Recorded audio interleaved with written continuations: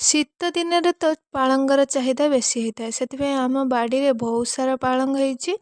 ଆଉ ଆଜି ଭାବିଲୁ ଆମେ ଟିକେ ପକୁଡ଼ି କରିବା ପାଇଁ। ସେଥିପାଇଁ ସେ ପକୁଡ଼ି ଏଠି ଛାଣି ଦେଉଛି। ଆଉ ମୁଁ ମୋ ପୁଅକୁ ଆଣି ପକୁଡ଼ି ଦେଇଥିଲି। ଏଠି କହିଲି ବାବା ଟିକେ ପକୁଡ଼ି ଖୁଆଇ ଦିଅନି। ସେ ମୋତେ ଖୁଆଇ ଦେଉଛି କେମିତି ଦେଖନ୍ତୁ। ତାପରେ ମୁଁ ଯାଇକି ଟ୍ୟୁସନ୍ ଦିଦିଙ୍କୁ ବି ପକୁଡ଼ି ଦେଇଥିଲି। ଆଉ ଏଠି ବୋଉ ଆଉ ଆମ ପୁଅ ସମସ୍ତଙ୍କ ପାଇଁ ପକୁଡ଼ି ନେଇକି ଗଲେ।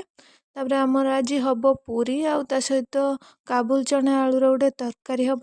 ସେ କହିଲା ଏଇଠି ଭାଉଜ ମୁଁ ଛାଣୁଛି ତୁମେ ନେଇ ଆସ, ଏଠି ତରକାରୀ କରିଦେବା ଆଉ ଗରମ ଗରମ ପୁରୀ ଛାଣିକି ସେ ଖାଇଲା ବେଳେ ଛାଣିବା। ତାପରେ ତାକୁ ନେଇ ସବୁ ଦେଇଥିଲି। ସେ ଏଠି ତରକାରୀ କରିଦେଇଥିଲା।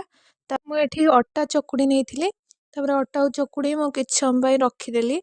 ତାପରେ ପଳେଇ ଆସିଲି ମୁଁ ପୁରୀ କରିବା ପାଇଁ। ଦେଖନ୍ତୁ ପୁରୀ ମୋର କେତେ ସୁନ୍ଦର ଫୁଲୁଛି। ଆଉ ଏଠି ଖାଇବା ପାଇଁ ସମସ୍ତେ ପଳେଇ ଆସିଲେ। ମଜା ସମସ୍ତଙ୍କୁ ଖାଇବାକୁ ଦେଇଥିଲେ। ଆଉ ସିଏ ବି ମୋତେ ସାହାଯ୍ୟ କରିଥିଲେ। ଆମେ ସାଙ୍ଗ ହେଇକି ପୁରୀ କରିଦେଇଥିଲୁ। ଆଉ ତାପରେ ନେଇକି ଆମେ ଖାଇ ଦେଇଥିଲୁ। ଆଉ ଭିଡ଼ିଓଟି ଯଦି ଆପଣମାନଙ୍କୁ ଭଲ ଲାଗେ ନିଶ୍ଚିତ ଲାଇକ୍ କରିବେ। ଆଉ ମୋ ଚ୍ୟାନେଲକୁ ଯାଇ ସବସ୍କ୍ରାଇବ୍ କରିବେ। ରହିଲି, ଜୟ ଜଗନ୍ନାଥ।